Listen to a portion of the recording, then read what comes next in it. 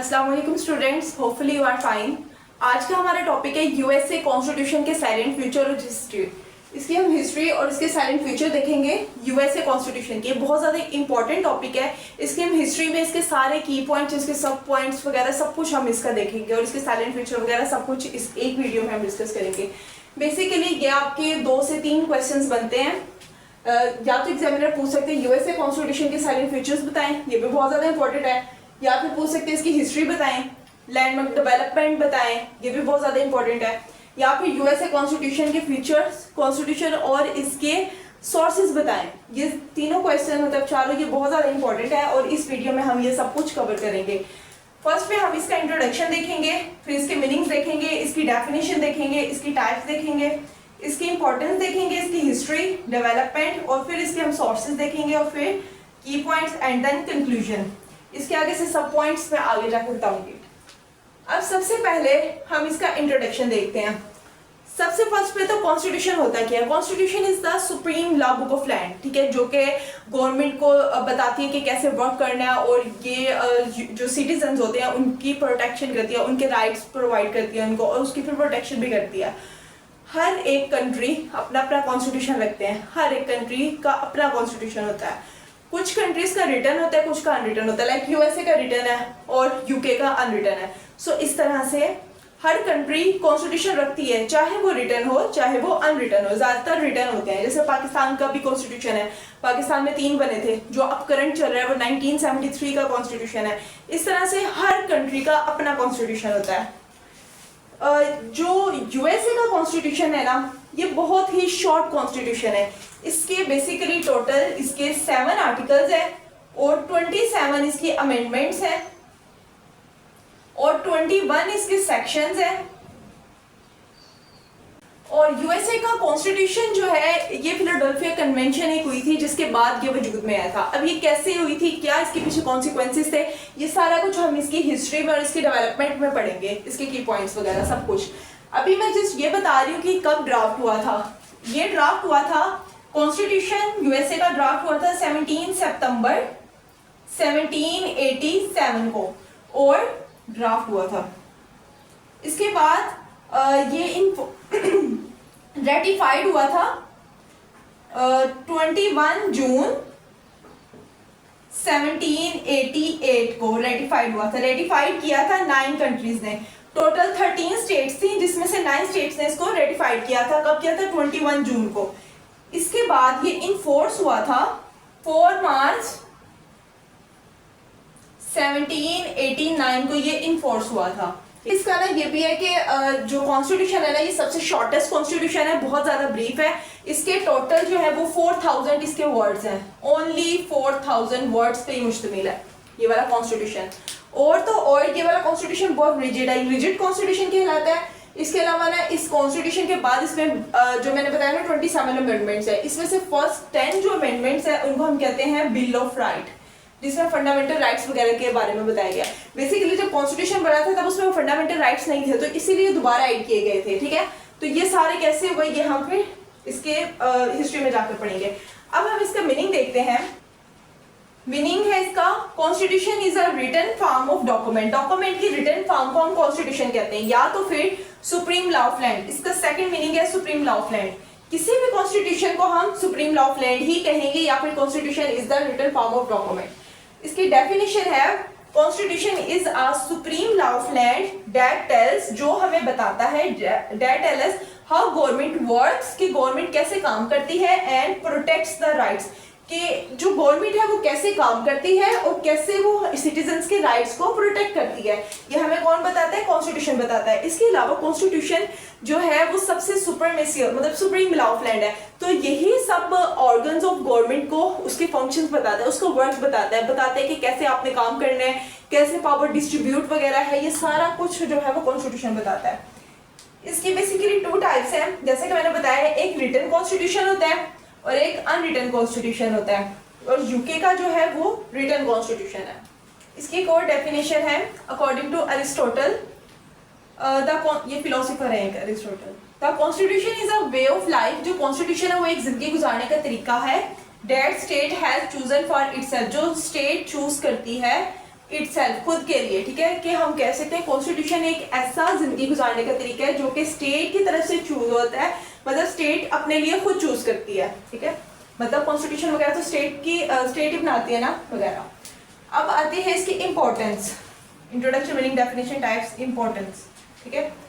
Importance में ये हम लिखेंगे कि कॉन्स्टिट्यूशन बहुत ज़्यादा इंपॉर्टेंट होता है for the protection of humans and to prevent the slavery and arbitrary powers and ETC. और जो कॉन्स्टिट्यूशन होता है ये प्रोवाइड करता है, राइट्स वगैरह प्रोवाइड करता है सिटीजन्स को, प्रोटेक्ट भी वही करता है। और इसके अलावा गवर्नमेंट वगैरह को सबको कॉन्स्टिट्यूशन चलाता है, सारी जो सेपरेशन ऑफ पावर है जो कि डिस्ट्रीब्यूट की गई है हर ऑर्गन ऑफ द स्टेट को, ठीक है, ऑर्गन ऑफ द गवर्नमेंट को, तो वो सारा कुछ जो है अपनी विद इन लिमिट्स रह के जो सारा काम चलता है वो कॉन्स्टिट्यूशन ही बताता है उन सबको कि कैसे आपने चलाना है, कैसे वर्क करना है वगैरह, ठीक है। तो ये हम इसकी इंपॉर्टेंस में बता सकते हैं कि बहुत ज़्यादा इंपॉर्टेंट होता है। इसके बाद है जो कॉन्स्टिट्यूशन के फादर कौन है। अब जो है ना जेम्स मेडिसन को फादर ऑफ कॉन्स्टिट्यूशन भी कहा जाता है, ठीक है। यूएसए के कॉन्स्टिट्यूशन का फादर जेम्स मेडिसन को भी कहा जाता है। वैसे तो कॉन्स्टिट्यूशन जब बना था इसमें बहुत से लोग थे, जैसे वाशिंगटन हो गए, जॉर्ज वाशिंगटन हो गए, जेम्स मेडिसन हो गए और भी काफी ज्यादा, वो हम आगे जाके इसके की पॉइंट्स पर पढ़ते हैं, ठीक है। लेकिन फादर इनको कहा जाता है। और जो बिल ऑफ राइट है ना, जो मैंने आपको बताया था कि जो कॉन्स्टिट्यूशन के बाद इंट्रोड्यूस हुआ था, वो भी इन्होंने करवाया था।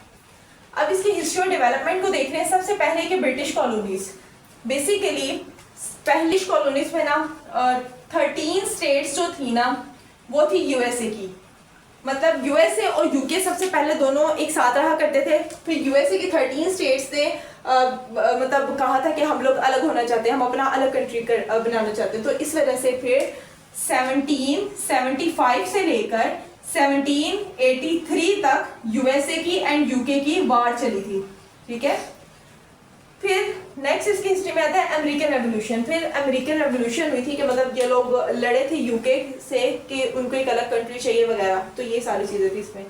फिर थर्ड पॉइंट आता है article of confederation. Article of confederation में ना टोटल 13 आर्टिकल्स थे, जो कि इसको ना हम कह सकते हैं कि ये पहला आइन था यूएसए का, ठीक है। इसके ना टोटल 13 आर्टिकल्स थे, लेकिन ये सेंट्रल गवर्नमेंट नहीं थी, मतलब ये स्ट्रॉन्ग गवर्नमेंट नहीं थी, इसीलिए यूएसए का कॉन्स्टिट्यूशन बना था। आर्टिकल ऑफ कॉन्फेडरेशन जो थी ना ये अडॉप्ट की गई थी 1777 में और ये इन्फोर्स की गई थी 1781 में और ये चली थी 1787 तक। मतलब जंग के दौरान ही ये चल रही थी और 1787 तक चली थी, क्योंकि 1787 में फिर न्यू कॉन्स्टिट्यूशन ड्राफ्ट हो गया था, इसलिए बस यहाँ तक ही ये चली थी, इसका रोल था। बेसिकली हुआ ये था कि आर्टिकल ऑफ कॉन्फेडरेशन जो थे ना इसके अंदर सेंट्रल रोल नहीं था, सेंट्रल पावर नहीं थी। तो इस वजह से जब सारे जो बड़े बड़े मतलब लोग थे, जैसे कि वहाँ के प्रेसिडेंट हो गए, जेम्स मेडिसन हो गए और जॉर्ज वाशिंगटन हो गए, ये सारे लोग एक साथ हुए थे और इन्होंने ना सोचा था कि इसमें ना अमेंडमेंट की जाए, इसको अमेंड करेंगे। लेकिन फिर जब उनकी जो मीटिंग हुई थी ना, तो फिर मीटिंग के बाद ये नतीजा निकला था कि कॉन्स्टिट्यूशन ड्राफ्ट हो गया था। इसको हम कहते हैं कॉन्स्टिट्यूशनल कन्वेंशन या फिर convention of Philadelphia. Philadelphia convention भी इसको कहते हैं हम, ठीक है, जो कि फिलाडेल्फिया के हॉल में, इंडिपेंडेंस हॉल ऑफ फिलाडेल्फिया में हुई थी। और जिसमें ये जो मैंने अभी नाम वगैरह लिए ये सब लोग बैठे थे मीटिंग के लिए कि आर्टिकल ऑफ कॉन्फेडरेशन को स्ट्रॉन्ग बनाएंगे और इसमें अमेंडमेंट करेंगे। लेकिन नतीजा ये हुआ था कि न्यू कॉन्स्टिट्यूशन इन्होंने ड्राफ्ट कर दिया था, ठीक है, जो कि 1787 में हुआ था, 17 सितंबर। उसके बाद रेटिफिकेशन, ये रेटिफाइड हुआ था 9 स्टेट से। मैंने बताया ना टोटल 13 स्टेट्स थी यूएसए की, लेकिन 13 में से 9 स्टेट ने इसको रेटिफाई किया था 21 जून 1788 को। उसके बाद ये इनफोर्स हो गया था, कॉन्स्टिट्यूशन इनफोर्स हुआ था 1789 को 4 मार्च। उसके बाद बिल ऑफ राइट आया था। बेसिकली कॉन्स्टिट्यूशन में राइट्स नहीं थे, फंडामेंटल राइट्स वगैरह नहीं थे दिए गए, इसीलिए फिर फर्स्ट अमेंडमेंट्स की गई थी। फर्स्ट 10 जो अमेंडमेंट्स है उनको बिल ऑफ राइट नाम दिया गया है और ये अमेंडमेंट्स इंट्रोड्यूस करवाई थी जेम्स मेडिसन ने, ठीक है। ये अमेंडमेंट्स हुई थी जो कि कॉन्स्टिट्यूशन बनने के 6 मंथ के बाद हुई थी, ठीक है, आफ्टर 6 मंथ। ये इंट्रोड्यूस हुए थे 1789 में एंड इनफोर्स हुए थे 1791 में। ये इनफोर्स हुए थे 15 दिसंबर 1791। उसके बाद लेटर अमेंडमेंट, बेसिकली ये जो यहाँ से पॉइंट स्टार्ट हो रहे हैं ना बिल ऑफ राइट से, बिल ऑफ राइट से, यहाँ से इसके ना डेवलपमेंट के, कॉन्स्टिट्यूशन की डेवलपमेंट के पॉइंट्स सारे स्टार्ट हो रहे हैं। लेटर अमेंडमेंट में बाद में जो अमेंडमेंट्स हुई थी ना, उसमें जैसे कि 19 amendment right to women vote की है, मतलब इस तरह से काफ़ी ज़्यादा अमेंडमेंट्स हुई थी। और जो बिल ऑफ राइट है ना, ये वाला भी बहुत ज़्यादा इंपॉर्टेंट टॉपिक है और इसके रिलेटेड भी ना अलग से वीडियो बनाएंगे मैंने। उसके बाद आता है डेवलपमेंट बाय एग्जीक्यूटिव। कॉन्स्टिट्यूशन की बात हो रही है, constitution development bye Congress, constitution development bye judiciary. केवल एग्जीक्यूटिव, कांग्रेस और जुडिशरी ने भी बहुत ज्यादा इंपॉर्टेंट प्ले रोल किया था इसकी डेवलपमेंट में। एग्जीक्यूटिव ने कैसे किया था, जो कि मैंने बताया ना आपको, जॉर्ज वाशिंगटन वगैरह, ये जॉर्ज वाशिंगटन जो हैं ये वहाँ के प्रेसिडेंट भी थे, फर्स्ट प्रेसिडेंट ऑफ यूएसए, ठीक है वो। और ये जेम्स मेडिसन हो गए और भी काफ़ी ज़्यादा फिलोसफर्स वगैरह हैं जिन्होंने बहुत ज़्यादा इंपॉर्टेंट रोल प्ले किया था। जैसे कि इन्होंने ही मिलकर एक मीटिंग वगैरह की थी जिस वजह से ये कॉन्स्टिट्यूशन जो है वो आया था वजूद में वगैरह। इसके बाद भी इन लोगों ने डेवलपमेंट के लिए भी बहुत से कारनामे अंजाम दिए हैं। उसके बाद कांग्रेस जो बिल राइट्स वगैरह, बिल ऑफ राइट वगैरह बनाती है, इसके अलावा बहुत से बिल्स वगैरह पास करती है, बजट वगैरह का सब कुछ। तो कांग्रेस की वजह से भी कॉन्स्टिट्यूशन बहुत ज़्यादा डेवलप हो रहा है। इसके बाद judiciary, development of constitution bye judiciary. Judiciary भी बहुत ज़्यादा इंपॉर्टेंट प्ले रोल कर रही है। लाइक अगर कोई भी न्यू चीज़ आती है, जुडिशरी में कोई न्यू केस वगैरह आता है, तो वो कॉन्स्टिट्यूशन डेवलप होता है ना उसकी वजह से। जैसे कि मेडिसन वर्सेस मर्बरी का केस देख लें, उसमें भी उसका जो डॉक्ट्राइन था वो जुडिशरी रिव्यू के रिलेटेड था। तो इस तरह से वो भी फिर कॉन्स्टिट्यूशन डेवलप हुआ है। इस तरह से सारी इसकी हिस्ट्री एंड डेवलपमेंट थी। अब इसके जो सोर्सेज है ना वो भी ऑलमोस्ट इससे सेम है। इसके सोर्स में मुझे बताना है कि कैसे, क्या सोर्स था कि कॉन्स्टिट्यूशन बना है। चलो वो एक दफ़ा देख लेते हैं पॉइंट्स। अच्छा, इसके सोर्सेज में ना सबसे पहले ये कि ब्रिटिश कॉन्स्टिट्यूशनल प्रिंसिपल। अब यूएसए के कॉन्स्टिट्यूशन का सोर्स ब्रिटिश कॉन्स्टिट्यूशन प्रिंसिपल ऐसे है कि जो बिल ऑफ राइट था ना यूके का बिल ऑफ राइट, ये आई थिंक सो 1628 का था, मुझे एग्जैक्ट डेट याद नहीं है लेकिन ना ये 1628 का यही था आई थिंक सो, ठीक है। ये यूके का था bill of right, petition of right जिसको कहते हैं। उसके बाद ये हो गया, और मैग्ना कार्टा हो गया, ठीक है। मैग्ना कार्टा 1215 का, 1215 का, मतलब जो इस तरह के डॉक्यूमेंट्स वगैरह है ना वो भी एक सोर्स बने थे यूएसए कॉन्स्टिट्यूशन का। उसके बाद colonial charter and state constitution, मैंने बताया था ना कि 13 कॉलोनीज थी, 13 कॉलोनीज या फिर जो ब्रिटिश का पहले जो स्टेट का ब्रिटिश का कॉन्स्टिट्यूशन वगैरह था ये सब। और कॉलोनीज जो थी ना उनके भी अलग अलग, हर कॉलोनी का अपना अलग गवर्नमेंट सिस्टम था, ठीक है। तो जो ये वाली एक्सपीरियंस था ना ये हर कॉलोनी वगैरह का, तो ये भी एक सोर्स बना था यूएसए कॉन्स्टिट्यूशन का। उसके बाद आर्टिकल्स ऑफ कन्फेडरेशन जो कि 1777 में अडॉप्ट हुआ था और 1781 में इनफोर्स हुआ था, ठीक है। और ये रहा था 1781 से 1787 तक। ये भी एक सोर्स था, मतलब आर्टिकल ऑफ कन्फेडरेशन एक सोर्स था यूएसए के कॉन्स्टिट्यूशन का। इसी को रिप्लेस करने गए थे, मतलब इसी को जो है अमेंड करने गए थे लेकिन रिप्लेस होके कॉन्स्टिट्यूशन बन गया था। तो इस तरह से भी एक सोर्स था। इसके अलावा फिलोसफर्स के आइडियाज थे, बहुत से फिलोसफर थे, उन्होंने आइडियाज वगैरह दिए थे। इसके फीचर्स है, फीचर्स ऑफ यूएसए कॉन्स्टिट्यूशन। सबसे फर्स्ट पे है सुपरमेसी ऑफ कॉन्स्टिट्यूशन। जो यूएसए का कॉन्स्टिट्यूशन है वो सुप्रीम कॉन्स्टिट्यूशन है। कोई भी पर्सन, कोई भी इंस्टीट्यूशन, कोई जुडिशरी वगैरह कुछ भी ऊपर नहीं है कॉन्स्टिट्यूशन से। कॉन्स्टिट्यूशन सबसे अपर है, अपर जो है अथॉरिटी रखता है। जॉन लॉकी, रॉयस, इस तरह के हो गए, ठीक है। इसके बाद है experience from revolutionary war. Revolutionary जो वॉर वगैरह थी उसका एक्सपीरियंस जो था वो भी इसका एक सोर्स बना था, ठीक है। कि उसके बाद वॉर वगैरह होने के बाद ज़रूरत महसूस की थी वैसे ने कि कॉन्स्टिट्यूशन का एक अलग होना चाहिए। इसके बाद लेजिस्लेशन जो पास करती है बिल वगैरह या फिर कुछ अमेंड करती है, तो वो भी एक सोर्स है यूएसए के कॉन्स्टिट्यूशन का, ठीक है। तो बेसिकली ये सोर्स है। वैसे आई थिंक सो सोर्स इतने ज़्यादा इंपॉर्टेंट नहीं है तो ये आप स्किप भी कर सकते हैं। अब जो मोस्ट इंपॉर्टेंट थिंग है वो है फीचर्स अब हम देखते हैं इसके। इवन दो के कांग्रेस या तो फिर जुडिशरी वगैरह कोई भी रूल्स वगैरह से नहीं बना सकती, कोई भी ऐसा लॉ पास नहीं कर सकती जो अगेंस्ट द कॉन्स्टिट्यूशन हो। अगर तो होगा तो कॉन्स्टिट्यूशन उसको नल एंड वाइड भी कर सकता है, ठीक है। कॉन्स्टिट्यूशन से अगेंस्ट कुछ भी नहीं कर सकती, ना कांग्रेस ना फिर कोई बंदा, कुछ भी। सबसे अपर अथॉरिटी है, सुपरमेसी है कॉन्स्टिट्यूशन की। Second one is written constitution. मैंने पहले भी बताया था यूएसए का कॉन्स्टिट्यूशन एक रिटन कॉन्स्टिट्यूशन है जिसके 7 टोटल आर्टिकल्स हैं।